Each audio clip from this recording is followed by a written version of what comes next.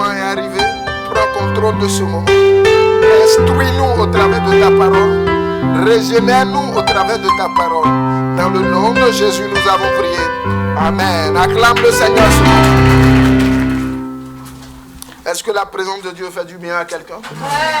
Est-ce que Dieu régénère quelqu'un ce matin? Amen. Soyez les bienvenus au temple de la parole, de la prière et des versets.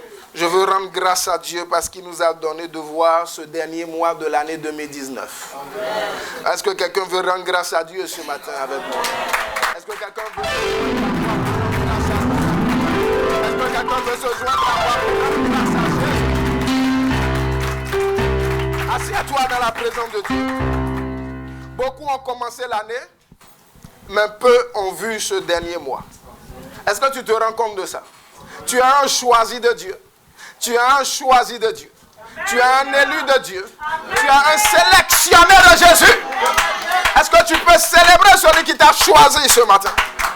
Je dis, est-ce que tu peux célébrer celui qui t'a choisi ce matin?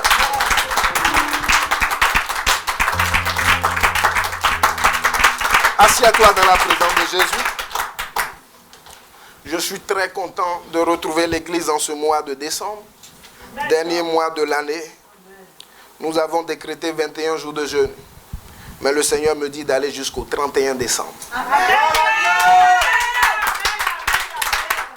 Aujourd'hui jusqu'au 31 décembre, nous sommes en jeûne. Nous croyons que Dieu fera des merveilles. Nous croyons que Jésus fera des merveilles. Nous croyons que le Saint d'Israël fera des merveilles. Que le Seigneur te bénisse. Nous commençons ce jour une nouvelle série d'enseignements. Dis avec moi, le sang de Jésus. Le sang de Jésus est une bombe atomique. Le sang de Jésus est une bombe atomique. Le sang de Jésus est une bombe atomique. Prends avec moi Luc chapitre 22.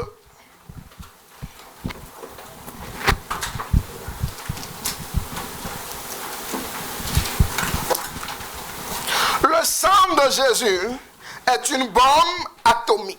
Aïe, aïe, aïe. Maintenant, il faut savoir comment manipuler la bombe atomique. Parce que si tu ne sais pas comment manipuler la bombe, tu risques de causer des dégâts. Lisons à partir du verset 39. Luc 22, verset 39. Quelqu'un peut nous faire la lecture, s'il vous plaît? Je lis la parole. Oui. Luc 22, verset 39. Après être sorti, il alla selon sa coutume à la montagne des Oliviers. C'est bien ça? Après être sorti, lisez avec vie, avec force, avec autorité. Il alla selon sa coutume à la montagne des Oliviers. Stop. Après être sorti, Jésus alla selon sa coutume. Autrement dit, selon ses habitudes. Cela veut dire que Jésus avait l'habitude d'aller sur le mont des Oliviers. Après, qu'est-ce qui se passe? Ses disciples suivirent. Oui. On continue? Lorsqu'il fut arrivé dans ce lieu, oui. Il leur dit, oui. Priez, ok, afin que vous ne tombiez pas en tentation. Très bien. Après? Puis, il s'éloigna d'eux à la distance d'environ un jet de pierre. Et, s'étant mis à genoux, il pria, disant, 2 points, Père, si tu voulais éloigner de moi cette coupe, toutefois, que ma volonté ne se fasse pas. Asseyez-vous dans la présence de Dieu. Jésus alla sur la montagne des Oliviers comme il avait l'habitude de faire. Il dit à ses disciples, mettez-vous ici, laissez-moi aller prier. Nous sommes en train de comprendre que le Seigneur avait l'habitude de prier. Alors regarde ton frère, regarde ta soeur, secoue-le, dis-lui, est-ce que tu as l'habitude de prier? Est-ce que tu pries lundi et après la prochaine fois c'est dimanche? Ou est-ce que tu as l'habitude de prier régulièrement? Parce qu'on nous dit selon sa coutume. Ce n'est pas dit que Jésus ne priait pas de manière sporadique. Il priait de manière régulière. Quelqu'un me suit? Maintenant, cette fois-ci, quel type de prière il fait? C'est ça qui nous intéresse. Il arrive sur la montagne des Oliviers Il commence à prier, il dit, Père, si tu voulais éloigner de moi cette coupe. Ah, dis avec moi, ah. Dis avec moi, ah. Père, si tu voulais éloigner de moi cette coupe. Mais laisse-moi. Cette prière-là, Jésus ne l'a pas faite une fois. Jésus n'a pas demandé au Père, si tu voulais éloigner de moi cette coupe une seule fois. Va avec moi dans Matthieu chapitre 26. Et tu verras combien de fois il a supplié le Père. Matthieu 26, prends avec moi Matthieu 26. Matthieu 26. Et lis avec moi verset 39. Matthieu 26, verset 39. Puis, ayant fait quelques pas en avant, il se jeta sur sa face et pria ainsi. Mon Père, s'il est possible que cette coupe s'éloigne de moi. Stop. Va au verset 42. Verset 42. Il s'éloigna une deuxième fois et pria ainsi. Attends. Il s'éloigna une deuxième fois. Et pria comment? Ainsi. Et il dit quoi encore? Mon Père, s'il n'est pas possible que cette coupe s'éloigne sans que je la boive. Stop. C'est la deuxième fois que Jésus supplie le Père pour qu'il éloigne cette coupe. Quelqu'un me suit? Maintenant, prends avec moi le verset 44. Verset 44. Il les quitta et, s'éloignant, il pria pour la troisième fois. La troisième fois. Et il dit quoi? Répétons les mêmes paroles. Stop. Asseyez-vous dans la présence de Dieu. Jésus va sur la montagne des Oliviers comme à son habitude. Il prie une fois, Père, éloigne de moi cette coupe. Ce n'est pas, ça ne suffit pas. Il prie encore, Père, éloigne de moi cette coupe. Deuxième fois.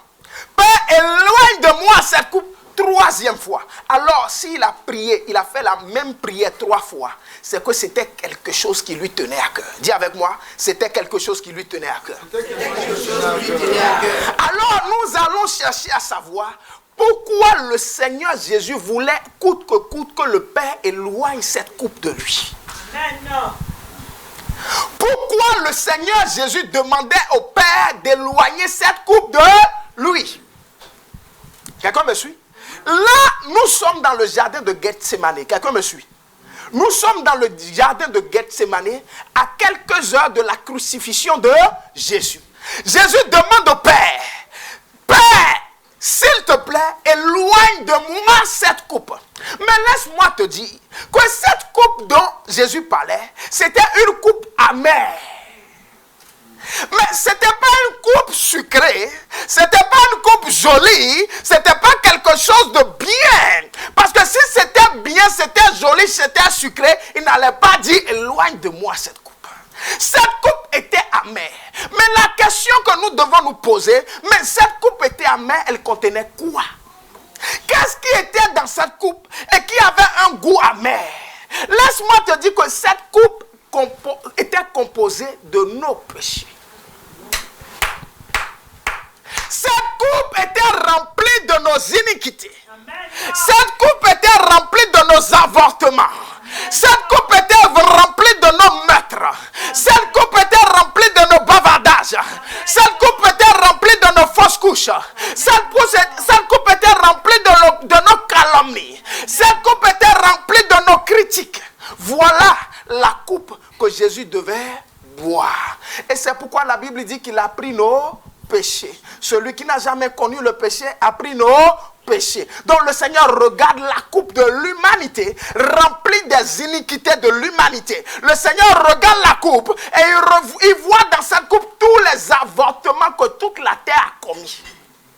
Il regarde dans sa coupe et il voit les mensonges de toute la terre. Et le Père lui tend la coupe. Le Père lui dit, mon fils, il est l'heure. Soit tu es garçon, soit tu n'es pas garçon. Mais là où on a, il faut montrer que tu es garçon. Dis à quelqu'un, soit tu es garçon, soit tu ne l'es pas. Mais là, ce n'est pas bavardage, c'est boire. Là, ce n'est pas bavardage, c'est boire. Ce n'est pas parole, mais c'est action. Le Seigneur regarde la coupe. Il voit tout ce qu'il y a comme ignominie dans la coupe. Il voit tout ce qu'il y a comme agression. Il voit tout ce qu'il y a comme mensonge. Il voit tout ce qu'il y a comme péché. Tout ce qu'il y a comme vol. Tout ce qu'il y a comme séduction. Tout ce qu'il y a comme prostitution. Et le père lui dit, il est là, mon fils. Il est là, mon fils. Le contrat qu'on a signé, c'est qu'à un moment donné, tu devais boire la coupe. À un moment donné, tu devais boire la coupe. Le Seigneur Jésus regarde la coupe. Il dit, Seigneur, je peux tout faire. Mais ça, c'est dur. Ça, c'est amer. Ça, c'est dur. Ça, c'est amer. Alors le Seigneur Jésus se retrouve dans une situation que nous, tous les chrétiens, nous nous retrouvons dans cette situation tôt ou tard. Soit obéir à la volonté de Dieu, ou soit suivre tes propres désirs. Quelqu'un me suit ce matin? Amen. Le Seigneur était devant le Père. Soit il obéissait à la volonté de Dieu le Père qui était de boire la coupe, soit il suivait ses propres volontés, il suivait ses propres désirs qui étaient de fuir la coupe. Et nous avons un monsieur dans la Bible qui a été aussi confronté à la même épreuve. Nous avons Adam. Jésus est dans le jardin de Gethsémani. Il est confronté à la coupe amère. Nous avons Adam dans le jardin d'Éden qui est aussi confronté à une décision. Soit manger le fruit défendu, soit obéir à Dieu. Amen. Dis avec moi le mystère des jardins. Dis avec moi le mystère des jardins. Dis avec moi le mystère des jardins. Soit tu as Éden, soit tu as Gethsémani, mais dans tous les cas, tu ne peux pas fuir la décision à prendre. Amen. Adam est dans le jardin d'Éden. Il se retrouve devant la volonté divine qui est de ne pas manger le fruit défendu. Mais lui, qu'est-ce qu'il fait? Il mange le fruit défendu. Jésus est dans le jardin de Gethsémani. Il se retrouve devant la coupe amère remplie des péchés. Mais ces péchés-là viennent d'où? De la désobéissance d'Adam. Amen. Donc Jésus est devant le péché que la malédiction liée au péché d'Adam a fait déposer dans la coupe. Et Jésus même doit prendre une décision. Soit boire la coupe, soit ne pas boire la coupe. Alors quand Jésus dit, Père, si seulement tu peux éloigner de moi cette coupe, tout le ciel est arrêté. Dis avec moi, tout le ciel est arrêté. Tout le ciel est arrêté. Parce que ce pourquoi tout le ciel a travaillé, l'heure est arrivée. Je dis ce pourquoi le Père a remis ciel et terre. Ce pourquoi on a choisi Marie. Ce pourquoi on a choisi Marie. Ce pourquoi le Saint-Esprit est descendu et a fait conçu Marie. Et tout ce plan-là, il est là maintenant. C'est la finale. Dis-moi, c'est la finale. Et Jésus maintenant, l'heure de la finale est arrivée. Jésus dit, si tu peux simplement éloigner de moi cette coupe, le ciel reste suspendu. Le Père dit, mais va-t-il fléchir comme Adam a fléchi? Va-t-il suivre sa chair comme Adam a suivi sa chair? Le Père regarde. Il regarde les anges. Il regarde les anciens. Il regarde les 4 êtres vivants. Il dit, oh, tout ce pourquoi j'ai travaillé, l'heure est arrivée. Est-ce que mon fils va m'obéir? Est-ce que le premier Adam qui a désobéi, le dernier Adam va rétablir l'obéissance? Est-ce que le premier Adam qui a désobéi, le dernier Adam va rétablir l'obéissance? Le ciel est suspendu. C'est de la même manière quand tu te retrouves dans des situations, le ciel est suspendu au bout de tes lèvres. Vas-tu faire le choix de la volonté de Dieu ou vas-tu faire le choix de ta propre volonté? Amen. Je dis le ciel est suspendu. Mais grâce soit rendue à l'Éternel des armées. Quand Jésus a dit, mais pas ma volonté, mais la tienne, Père. Je dis, c'est une célébration a commencé dans le ciel. Une célébration a commencé dans le ciel. Les anges ont commencé à jouer à la musique. Je dis, une fête a commencé dans le ciel. Parce que le Père a vu que là où le premier Adam a échoué, le deuxième Adam n'a pas échoué. Le Seigneur Jésus dit, pas ma volonté, mais la tienne. À partir de ce moment, le Père dit, ok, la mort est vaincue. Le diable est vaincu. Le péché est vaincu. Et qu'est-ce qui se passe quand on continue? La Bible dit quoi? Un ange vient du ciel pour le fortifier. Aïe, aïe, aïe. Un ange vient du ciel pour le fortifier. Nous sommes en train de nous rendre compte que quand tu n'es pas dans la volonté de Dieu, mais quand tu es dans ta propre volonté, le ciel ne s'ouvre pas et aucun ange ne vient te fortifier. Aïe, aïe, aïe. Avant que le Seigneur te fortifie, il faut d'abord que tu sois dans sa volonté afin que le ciel puisse s'ouvrir et que l'armée de Dieu vienne te fortifier. Dis avec moi, le mystère des jardins. Le mystère des jardins. Le mystère des jardins. Le mystère des jardins. Donc, dans le jardin d'Éden, nous avons vu Adam qui a échoué, qui a péché. Mais dans le jardin de Gethsémani, nous avons vu Jésus qui a racheté l'humanité par son obéissance. Nous avons vu Jésus qui a racheté l'humanité par son obéissance. Maintenant, nous allons regarder quelque chose. Suis avec moi. Continuons le verset. Allons encore dans Luc 22, verset 42.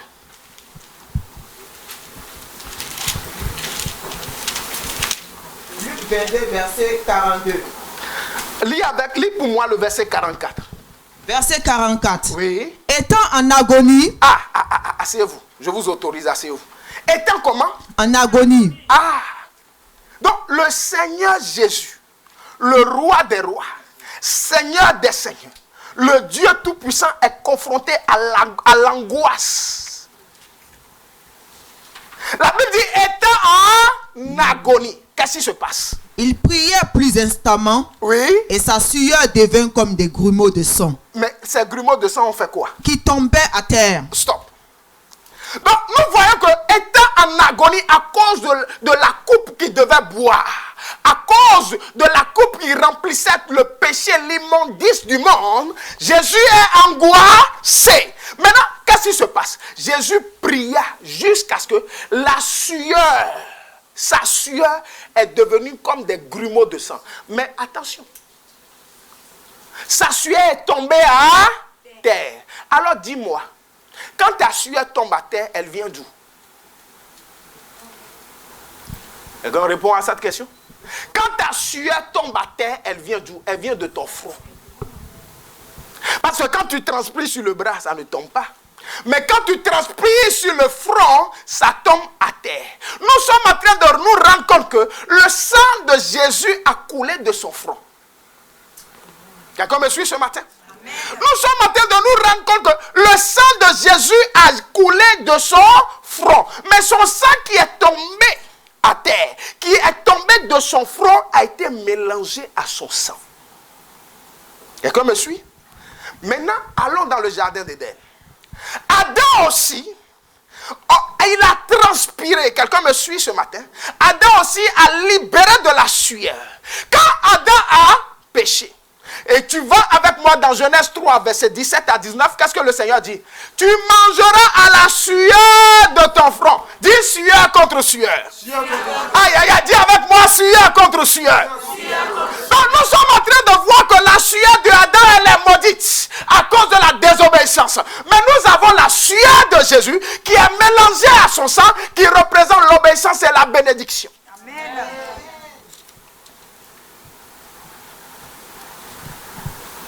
Alors, bien-aimé, le sang de Jésus qui a jailli de son front, c'est ce sang-là qui a vaincu la coupe amère.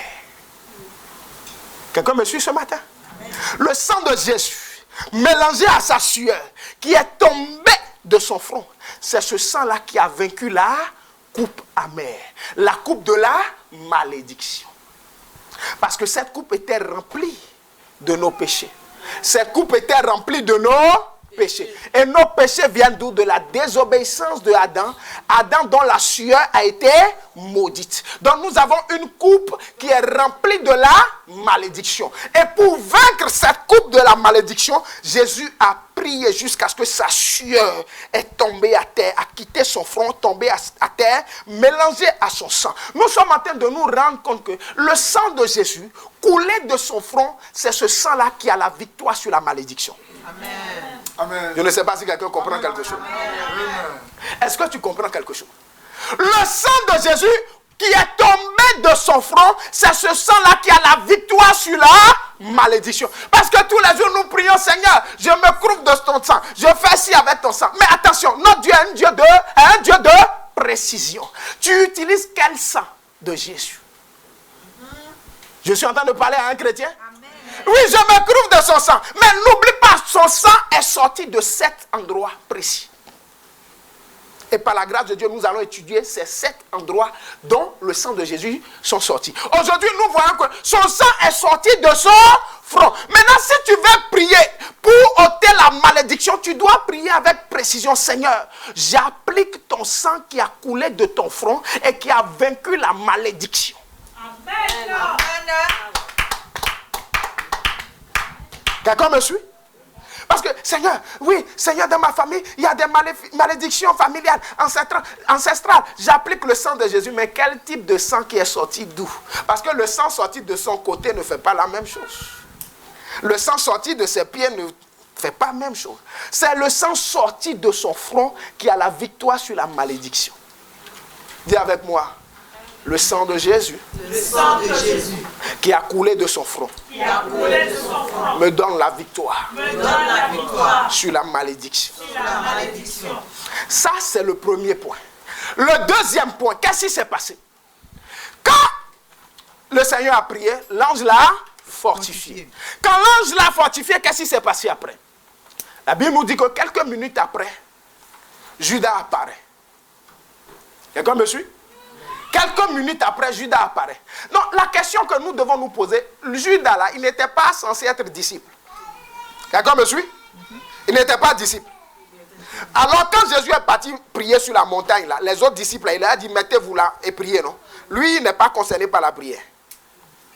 Quelqu'un me suit ce matin? Donc, Judas n'était pas au milieu des disciples quand le Seigneur disait aux autres disciples de prier. Première chose. Deuxième chose, quand Judas apparaît, qu'est-ce qui se passe? Il n'est pas venu seul. Ah, dis avec moi, il n'est pas venu seul. Dis avec moi, il n'est pas venu seul. Allons dans Matthieu 26. Quelqu'un comprend quelque chose? Ce matin, nous allons prier avec précision en utilisant le sang sorti de son front. Quelqu'un me suit? Parce que tous les jours, nous disons, Seigneur, je me couvre de ton sang. Mais quel sang tu es en train d'utiliser? Quelqu'un me suit? Matthieu 26, lis avec moi à partir du verset 47. Matthieu 26, verset 47. Comme il parlait encore, oui. Voici Judas, l'un des 12. Ah, attention. Comme il parlait ainsi, voici Judas, l'un des 12. Autrement dit, pourquoi on nous précise l'un des 12? Pour signifier que lui aussi il est censé être disciple. Et quand ton maître est en train de prier, tu dois être à côté pour prier. Mais lui n'était pas là. On dit voici, il apparaît. Maintenant quand il apparaît comment? Arriva avec lui une foule nombreuse. Lui, il vient voir son maître avec une foule. Première qualité de la foule, elle est nombreuse. Deuxième qualité de la foule, elle est comment? Armée. Aïe, aïe, aïe. Quel disciple vient voir son maître avec toute une armée? Armée de quoi? D'épées et de bâtons envoyés par les principaux sacrificateurs et par les anciens du peuple. Verset 48. Celui qui le livrait leur avait donné ce signe. Dis avec moi tes ennemis. Dis avec moi mes ennemis plutôt. Mes ennemis sont dans mon cercle rapproché. Mon ennemi n'est pas loin de moi. Il est proche de moi. Il mange dans mon assiette. Il boit dans mon verre. Alors Seigneur, donne-moi d'avoir l'esprit de discernement. Judas était proche de Jésus. Mais pourtant c'est lui qui est venu avec une armée. Maintenant quand il est venu avec une armée, qu'est-ce qui se passe? Il donne un signe. Il donne un signe. Il dit quoi? Celui qui le livrait avait donné ce signe. Celui à qui je donnerai un baiser. Ah! N'importe qui ne donne pas un baiser à quelqu'un. Déjà, afin... Bon, simplifions le mot baiser, disons bisou. C'est beaucoup plus simple. Avant de venir bisou sur ma joue, il faut rentrer dans ma distance de proximité la plus serré. Cela veut dire que je t'ai autorisé. Parce que quand tu veux me parler d'abord, il y a une distance qui nous sépare. Si tu as diminué cette distance, ça veut dire que mon niveau de confiance avec toi est élevé. Frère César, viens. Frère César veut me parler. Il vient me voir et dit, prophète, Josué, je veux te voir. Vous voyez la distance? Il y a une distance de sécurité. Avant qu'il atteigne ma joue, j'ai le temps de faire stop. Parce qu'il n'a pas un certain niveau de confiance avec moi. Mais si cette distance se réduit, j'arrive ici, cela veut dire que le degré d'intimité est profond. D'accord, monsieur? Cela veut dire que le degré d'intimité est profond. Jusqu'à ce que sa joue tourne comme ça et dit, aïe, attention à toi. Soit c'est ma femme, soit ce n'est pas ma femme. Quelqu'un me suit? Tu peux t'asseoir. Donc nous sommes en train de nous rendre compte que Judas n'était pas n'importe qui pour Jésus. Quelqu'un me suit ce matin? Judas n'était pas n'importe qui pour Jésus. Parce que quand Judas a dit aux soldats qu'il va donner un baiser à Jésus, cela veut dire qu'il était habitué à lui donner ça. Ah, tu ne m'as jamais donné de bisous, c'est aujourd'hui tu vas commencer. J'ai dit, pour toi là c'est quelque chose. Hein? Quelqu'un me suit? Amen. Cela veut dire que si Judas a donné aux soldats le signe du baiser, cela veut dire que Jésus avait l'habitude de l'autoriser à lui donner un baiser. Cela veut dire que c'était un gars sûr du Seigneur. Donc ton ennemi sera ton homme de confiance. Ton ennemi sera ton ami intime. Ton ennemi sera ton mari. Ton ennemi sera ta femme. Ton ennemi sera ton frère. Le diable ne va pas utiliser quelqu'un d'éloigné à toi, mais il va utiliser quelqu'un qui est très proche afin que la douleur puisse bien te faire mal. S'il utilise quelqu'un qui a 10 km, tu ne vas pas avoir mal. Il doit utiliser quelqu'un qui est habitué à te donner des bisous. Oh. Alors bien aimé, il faut contrôler à qui tu donnes ta joue pour prendre des bisous. Aïe. Dis avec moi, attention à ma joue. Oh, fais avec moi, attention à ma joue. Attention à ma joue. Attention à ma joue. Donc le Judas dit quoi? Il dit, celui à qui je donnerai un baiser, c'est lui, saisissez-le. Oh. Donc, l'homme de confiance dit maintenant, saisissez-le. Donc, l'homme de confiance, c'est lui qui te livre. Je dis, l'homme de confiance, c'est celui-là qui te livre. Mais qu'est-ce qui se passe dans verset 49? Aussitôt Jésus s'approchant, il dit, c'est Judas qui est en train de parler. Hein. Quand Jésus s'est approché de lui, Judas dit, salut Rabbi. Ah, celui qui est prêt à te vendre, il dit, salut Rabbi. Donc ton ennemi, quand il te voit là, il dit quand même salut Rabbi. Il dit quand même salut mon prophète. Alors que ça là, salut prophète là, ça ne vient pas du cœur. Ça vient du bout des lèvres parce que dans son cœur, il est en train de comploter quelque chose contre toi. C'est pourquoi la Bible dit, seul Dieu sonde les cœurs et les reins. Seul Dieu sonde les cœurs et les reins. Tu m'as dit bonjour, tu m'as souri, j'ai vu toutes tes dents blanches. Ça là, ça, je m'en fous. Je vais aller prier Dieu pour connaître l'état de ton cœur. Nous sommes en train de comprendre qu'on ne marche pas avec les gens par hasard.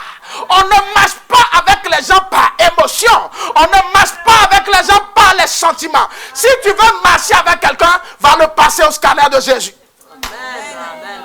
Si tu veux marcher avec quelqu'un, va le passer au scanner de Jésus. Il va te dire, celui-là, fais attention. Tu peux marcher avec lui. Mais attention à ça. Attention à ci. Mais nous là, du moment où il t'a dit, ma chérie, comment tu vas? Oh, je vais bien. Oh, ça va bien. Non, je vais bien. Toi, mais tu ouvres ton cœur, platia. Tu sais que mon mari là, il est ci. Mon mari là, il est ça. Ma femme là, elle est ci. Ma femme là, elle est ça. Alors que celle qui est venue là, elle est venue pour prendre ton mari.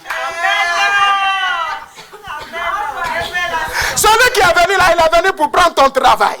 Mais toi, on dirait que tu as le cœur, tu es Mère Thérèse. C'est ça, non? Tu es... Hein?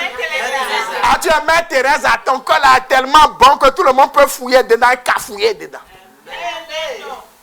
Fais attention à ton entourage. Je dis à quelqu'un, fais attention à ton entourage. Le gars qui est sur le point de trahir Jésus, il arrive à Jésus, il dit salut Rabbi. L'homme est mauvais. Dis avec moi, l'homme est mauvais. Et la Bible même le dit dans le livre de Jérémie. La Bible dit, le cœur de l'homme est mauvais et tortueux. Jérémie n'a pas dit autre chose. Hein. Il dit, le cœur de l'homme est mauvais. Mais il ne s'est pas arrêté là. Il dit, le cœur de l'homme là, c'est tortueux, c'est serpenté. Aïe! Le cœur de l'homme est mauvais et tortueux. Cela veut dire que l'homme là, si tu vois quelqu'un, il faut voir un méchant devant toi d'abord. Il dit, salut Rabbi. Et il lui donna un baiser. Le baiser de la trahison. Dis avec moi, le baiser de la trahison. Le bisou de la trahison. Maintenant, regardez comment Jésus va répondre. Ah, c'est ça qui est bon. Dis avec moi, c'est ça qui est bon. Dis, c'est ça qui est bon. Verset 50, Jésus lui dit, mon ami. Oh. Jésus lui dit, mon ami. Oh, dis avec moi, mon ami, ce matin. Oh, dis avec moi, mon ami, ce matin. Dis avec moi, mon ami, ce matin. Jésus lui dit, mon ami. Oh, oh, oh, oh, oh. Jésus lui dit, mon ami. Jésus lui dit, mon ami. Si c'était toi et moi là, et tu sais que lui là, il est venu te livrer. Il y a longtemps tu as fui, tu n'as pas donné jour là même.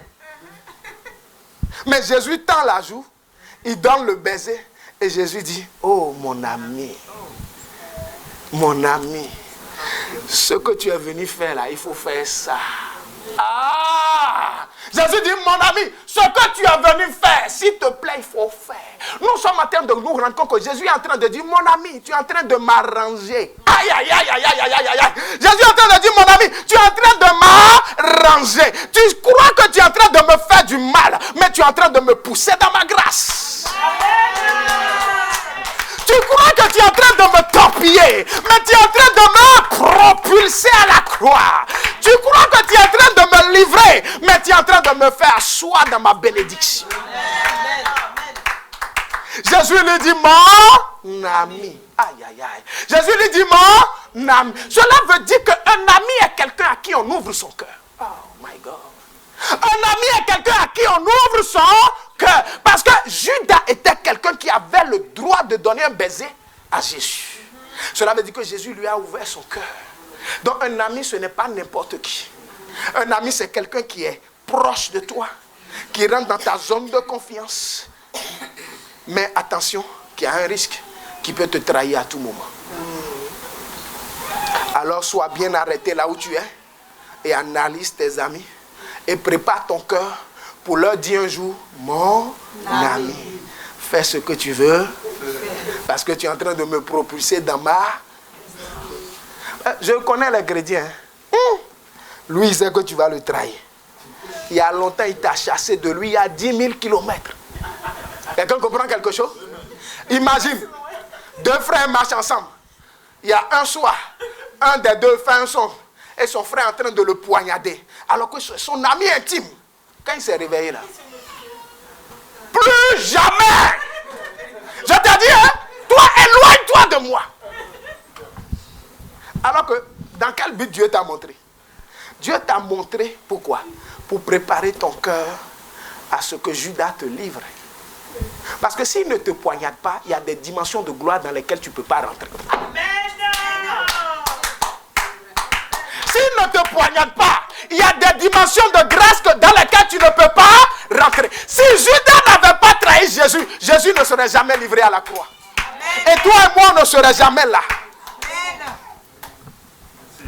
Donc nous avons le sang qui a coulé du front de Jésus, qui a autorité sur deux choses. C'est le sang qui a coulé du front de Jésus qui a la victoire sur la malédiction et sur la trahison. Et comme je suis ce matin, c'est le sang qui a coulé du front de Jésus qui a l'autorité pour te libérer de toute forme de malédiction et pour guérir ton cœur de toute forme de trahison. Parce que qu'est-ce que la trahison fait dans nos vies? Quand tu as été trahi, qu'est-ce qui se passe? Personne n'a été trahi ici dans cette salle. Ah, vous êtes tous des biens. Hein? Nous sommes des blessés de guerre. Quand tu as été trahi, dans ton cœur, il y a de l'amertume. Dans ton cœur, il y a une soif de vengeance. Quand tu as été trahi dans ton cœur, il y a la mélancolie. Tu ne veux plus sentir les hommes. Tu ne veux plus sentir qui que ce soit. Quand tu vois quelqu'un qui était dans ton cercle, dans ton zone de confiance, qui t'a trahi, tu te dis plus jamais personne ne va rentrer dans cette zone. Amen. Tu te dis plus jamais je ne vais faire confiance à qui que ce soit encore. Amen. Alors que tu ferais mieux de guérir ton cœur, parce que celui qui va te faire du bien est sur le chemin pour arriver dans la zone de confiance. Aïe, aïe, aïe, aïe. Je dis, celui qui va te faire du bien est sur le chemin d'arriver. Mais quand il va arriver, vas-tu ouvrir la porte de ta zone de confiance? Alors tu as besoin d'utiliser le sang qui a coulé du front de Jésus pour guérir ton cœur, afin que quelqu'un puisse venir trouver ce cœur-là dans un bon état. Quelqu'un comprend quelque chose? Le sang qui a coulé du front de Jésus. Parce que ce que vous ne connaissez pas. Regardez. Qu'est-ce que l'apôtre Paul dit? Frère Patou, viens. Enlève ton chapeau. S'il te plaît. Quand nous prenons Ephésiens 6, verset 12. Non, laisse ta Bible. C'est juste une illustration. Regardez, Ephésiens 6, verset 12. L'apôtre Paul nous parle de quoi? Les armes spirituelles. Il dit quoi? Prenez la ceinture de la vérité. Prenez la cuirasse qui est la justice. Prenez pour chaussure le zèle de l'évangile. Prenez quoi d'autre? Le casque du salut. Prenez quoi? Le bouclier de la foi. Prenez quoi d'autre? L'épée qui est la parole de Dieu. Les armes spirituelles dont l'apôtre Paul parle là, ça fait quoi? Ça protège tout le corps. Quelqu'un me suit? Amen. Ça protège quoi? Tout le corps. Mais cependant, il y a une zone qui n'est pas protégée. Il y a une zone qui n'est pas protégée. Dites-moi. La face. Il y a une zone qui n'est pas protégée. Que Dieu vous bénisse. Le dos n'est pas protégé. Le dos n'est pas protégé. Et trahir quelqu'un, c'est quoi? C'est le poignarder dans le dos. Aïe, aïe, aïe. Trahir quelqu'un, c'est le poignarder dans son... Trahir quelqu'un, c'est le poignarder dans son... Nous sommes en train de nous rendre compte que protéger ton dos là, ce n'est pas une question de âme spirituelle, mais c'est une question de sélectionner dans ton entourage. Oh my God! C'est une question de sélectionner dans ton entourage. Dieu ne va pas faire ça pour toi. Les âmes spirituelles vont te protéger de devant. Mais ton dos, tu dois sélectionner les gens avec qui tu marches. Tu dois sélectionner les gens avec qui tu marches. Je ne marche pas avec quelqu'un sans avoir passé cette personne au scanner. Parce qu'il n'y a pas d'âme spirituelle pour dos. Quand tu es poignardé, tu es poignardé. Quand tu es poignardé, tu es poignardé. Maintenant, frère Patou, tourne-toi. Vous voyez le dos du frère Patou? Il n'y a pas de bouclier de la foi. Là, c'est pas foi. Il n'y a pas parler en langue. Il n'y a pas vérité. Il y a ça là. C'est toi-même qui dois veiller sur ton entourage. C'est pourquoi l'environnement de quelqu'un compte à 90% dans sa réussite. Tu auras beau parler en langue, jeûner, faire tout ce que tu veux. Mais si tu es entouré que des pourris, tu ne vas pas aller quelque part. Quelqu'un me suit? Si tu es entouré que des gens qui ne craignent pas Dieu, tu vas finir aussi par laisser Dieu. Maintenant, dans le dos de frère Patou, qu'est-ce qu'il y a? Il y a la colonne vertébrale.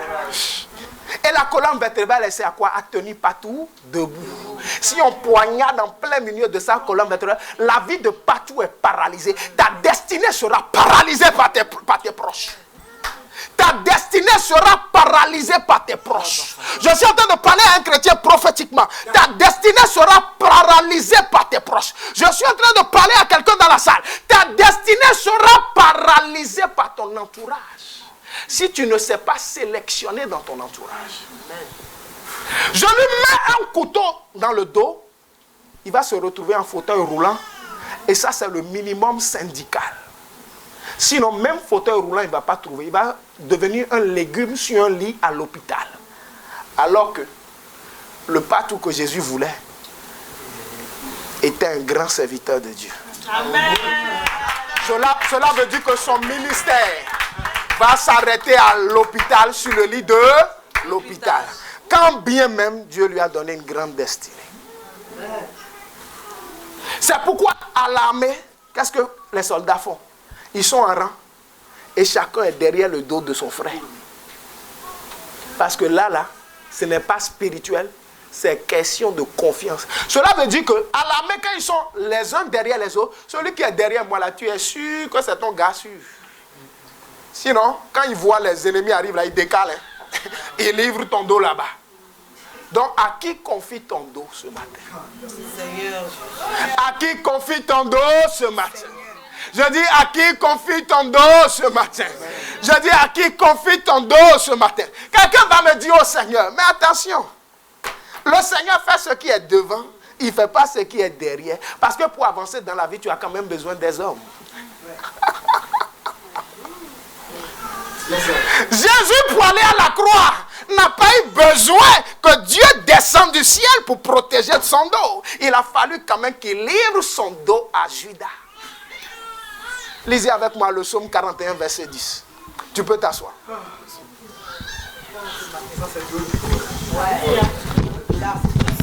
Lisez avec moi rapidement le psaume 41, verset 10. 41, verset 10. Oui. Celui-là même avec qui j'étais en paix. Aïe, aïe, aïe, aïe, aïe, aïe, aïe. Il dit quoi? Celui-là même avec qui j'étais en paix. Il n'y avait pas palabre entre nous. Il n'y avait que rigolade. Il n'y avait que confiance. Il n'y avait que amitié. Il n'y avait que fraternité. Il n'y avait que paix. On s'échangeait des cadeaux. On prenait soin de nos femmes. On prenait soin de nos maris. On prenait soin de nos enfants. Tu es mon frère, je suis ton frère. Tu es ma soeur, je suis ta soeur. Tu es ma copine, je suis ta copine. Tu es mon associé, je suis ton associé. Je suis ton gars sûr. Tu es ma soeur sûr. Ton pied est mort. Mais celui-là, il a fait quoi? Qui avait ma confiance et qui mangeait mon pain, lève le talon contre moi. C'est celui-là qui avait ma confiance, à qui j'avais donné accès à mon dos. C'est celui-là qui lève le talon contre moi. Attends, dis-moi, il faut tourner ton talon. Quand il dit lève son talon contre moi, cela veut dire que celui-là, il a tourné son talon. Si j'essaie de tourner mon talon, qu'est-ce qui se passe? Je suis obligé de te tourner dos. Ça fait dos contre dos. Les deux dos sont plus protégés. Quelqu'un comprend quelque chose? Frère Patou, viens. Frère Patou est mon homme de confiance dont parle le psaume 41, verset 10. Cela veut dire, il a accès à mon dos. Vous comprenez? S'il a accès à mon dos, c'est mon homme de confiance, c'est mon gars sûr. Si quelque chose veut arriver pour toucher mon dos, il dit stop. Dis stop, frère Patou. Donc mon dos est... Maintenant le psaume dit que frère Patou en qui j'ai confiance, il a tourné son talon. Tourne son talon. Il lance quelque chose. Mon dos n'est plus... Mon dos n'est plus... Cela veut dire qu'il a livré mon dos. Il a livré mon dos à mes ennemis. Il a livré mon dos à mes détracteurs. Il a livré mon dos à mes oppresseurs. Il a livré mon dos à mes ennemis. Tu peux t'asseoir. Il a livré mon dos. Il a livré mon dos à ceux-là qui cherchaient à me tuer il y a longtemps. Parce que quand les soldats sont arrivés, qu'est-ce que Jésus a dit? Jésus a dit, mais il y a longtemps je suis parmi vous. Vous m'avez vu au temple, mais vous ne m'avez pas saisi. Mais aujourd'hui, si vous me saisissez, c'est parce que mon homme de confiance m'a livré. Quand j'étais dans le temple, vous ne pouviez pas me toucher parce que mon Judas assurait la sécurité de mon dos. Aïe, aïe, aïe. Quand j'étais dans le temple, vous n'aviez pas courage parce que personne dans mon cercle restreint n'était parti tisser un accord avec vous. C'est maintenant qu'il est parti comploter qu'il a livré mon dos. Pourquoi? Pour 30 pièces d'argent. Alors, dis avec moi, mon dos vaut mieux que 30 pièces d'argent. Mon dos vaut mieux que 30 pièces d'argent. Alors, bien-aimé dans le Seigneur, il n'y a que le sang qui a coulé du front de Jésus qui puisse guérir ton cœur de la trahison. Parce que si ton cœur n'est pas guéri de la trahison, tu ne pourras pas rentrer dans la prochaine dimension de ta gloire. Impossible. Parce que tu vas ruminer l'amertume, tu vas ruminer la colère, tu vas ruminer la vengeance, tu vas ruminer la rancœur. Mais le Saint-Esprit ne peut pas travailler dans une atmosphère de rancœur, de colère et d'œuvre de la chair. Il faut que ton cœur soit guéri, afin que l'Esprit de Dieu puisse s'épanouir et maintenant dépêcher vers toi celui-là qui ne va pas te trahir. Quand Simon de Cyrène est arrivé, le cœur de Jésus était déjà guéri. Quand Simon de Cyrène est arrivé, le cœur de Jésus était déjà guéri. Simon de Cyrène a soulevé la croix et a aidé Jésus jusqu'à la croix. Personne ne viendra t'aider aussi longtemps que ton cœur sera meurtri. Amen.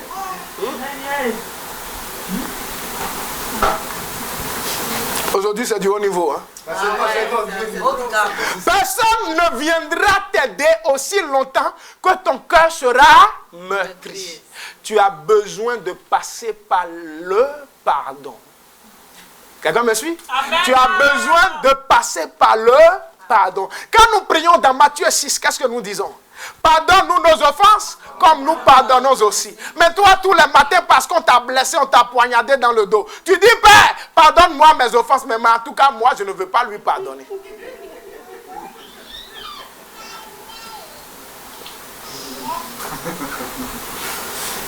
Pardonne-nous nos offenses comme nous pardonnons nous aussi à ceux qui nous ont offensés. Mais tous les matins, quand tu te mets à genoux, tu décrètes jeûne. Tu as 31 jours de jeûne. C'est ça là, on a commencé aujourd'hui. Il faut aller pardonner tes ennemis. Sinon, tu vas jeûner cadeau. Zéro. Ah oui, je ne rigole pas. Hein. Ça ne sert à rien de jeûner si tu as un problème avec quelqu'un. Même pour faire ton offrande, qu'est-ce que le Seigneur a dit? Si vous voulez faire votre offrande et tu sais que tu as un problème avec quelqu'un, pardon, il faut garder ton argent. Va régler le problème et tu vas venir déposer ton argent. Et là même, tu vas commencer un jeûne avec un... Non, mon frère va demander pardon. Pourquoi? Parce que le diable est rusé. Quand le diable vient là, prenez avec moi, Ephésiens 6. Aujourd'hui, nous sommes dans la parole pour montrer les rouages aux chrétiens. Prenez avec moi Ephésiens chapitre 6. Ephésiens 6. Lisez avec moi le passage qui concerne le bouclier de la foi. Verset 11. Une minute. Verset 16. Ephésiens 6, verset 16. Prenez par-dessus tout, il dit quoi? Prenez par-dessus tout cela. Cela veut dire prenez par-dessus la vérité, la justice, l'évangile, tout ça. Il dit prenez par-dessus tout cela quoi? Le bouclier de la foi. Pour faire quoi? Avec lequel vous pourrez éteindre quoi? Tous les traits enflammés du malin. Avec lesquels vous pourrez éteindre tous les traits enflammés du malin. Les traits enflammés du malin sont les flèches enflammées du diable. Quelqu'un me suit? Amen. Ce sont les flèches enflammées du diable. Quand le diable tire une flèche contre toi, tu as besoin de la foi comme bouclier pour stopper. Mais le problème c'est quoi? Quand tu as été trahi, qu'est-ce qui se passe? Cela veut dire que le diable a tiré dans ton cœur. Et la flèche a touché ton cœur. Mais attention, on a bien dit une flèche enflammée. Cela veut dire qu'il y a un venin au bout de cette flèche. Quelqu'un me suit? Frère César, viens. Range ton téléphone. Voici le cœur du frère César. Si le diable est là, il tire une flèche enflammée. Cela veut dire qu'au bout de cette flèche, il y a un venin. Et dans le cas de la trahison, au bout de cette flèche qui s'appelle la trahison, il y a le venin de l'amertume. Il y a le venin de la mélancolie. Il y a le venin de la vengeance. Et une fois que la flèche a touché son cœur, cela dépose le venin. Mais toi, tu es qui? Tu es un chrétien. Il faut arracher la flèche et aussi arracher le venin. Et le seul venin qui peut vaincre la trahison, le seul remède plutôt, le seul remède, le seul antidote contre le venin de la trahison, c'est le pardon. Quand tu pardonnes, cela veut dire que tu as arraché la flèche et tu as enlevé le venin de la mélancolie, de la haine, de la vengeance. Et quand tu as fait ça, qu'est-ce qui se passe? C'est ce que Jésus a fait à la croix. Tu peux t'asseoir. Quelqu'un me suit? Parce que qu'est-ce que Judas a fait? Judas a tiré la flèche de la trahison dans le cœur de Jésus. Mais Jésus arrive à la croix, on l'a cloué, on a tout fait. Mais qu'est-ce qu'il fait? Il dit, Père, pardonne-leur, parce qu'ils ne savent pas ce qu'ils sont en train de faire. Il dit, Père, pardonne à Judas, parce que Judas ne sait pas ce qu'il est en train de faire.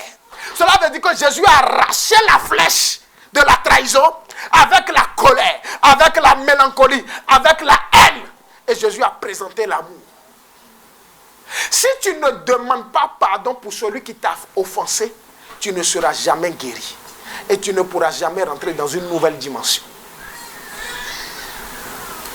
Jésus a été maltraité injustement. Mais pourtant il dit, Père, pardonne-leur. Cela veut dire que si je suis là et que la soeur vient m'insulter, mais attends, moi je reste à ma place, j'attends qu'elle vienne s'excuser et demander pardon. Mais ce n'est pas ce que Jésus nous enseigne. La soeur t'a insulté. La loi humaine exige que c'est celui qui t'a insulté qui vient demander pardon. Mais la loi de Jésus dit, no way, n'attends pas son pardon. Lève-toi, va vers elle. Ma soeur, tu m'as insulté, c'est pas grave, on continue. Jésus te pardonne. Quand tu fais ça, tu n'as pas de mélancolie, tu n'as pas de haine. Tu as déjà prié. Wow, c'est fini. Cela veut dire que tu as fait retour à l'envoyeur.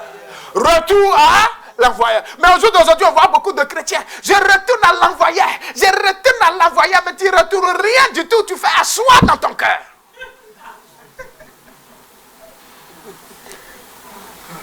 Le vrai moyen de retour à l'envoyeur, c'est de pardonner quand on t'a fait tort. Ça s'appelle quoi? La puissance du pardon et l'humilité. La sœur m'a insulté. Je vais vers elle. Ma sœur, c'est pas grave. Laisse. Je rentre dans ma chambre. Seigneur, pardonne la sœur. Parce qu'elle ne sait pas ce qu'elle fait. Au fait, tu n'as pas affaire à la sœur. Mais tu as affaire à l'esprit qui est derrière la sœur. Parce que c'est un esprit qui est derrière elle pour tuer ta joie. C'est un esprit qui est derrière elle pour éteindre la joie de Dieu dans ton cœur.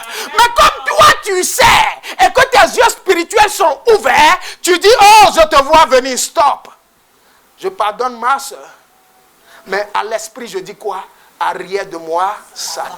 Aïe, aïe, aïe, aïe, aïe. À l'esprit, je dis quoi? Arrière de moi, Satan. Quand Pierre a dit au Seigneur Jésus, jamais tu n'iras à la croix. Le Seigneur Jésus n'a pas dit, arrière de moi, Pierre. Mais il a dit, arrière de moi, Satan. Parce que l'esprit qui était derrière Pierre, c'était Satan.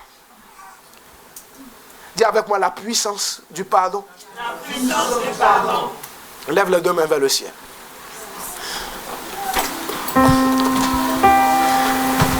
Lève les deux mains vers le ciel.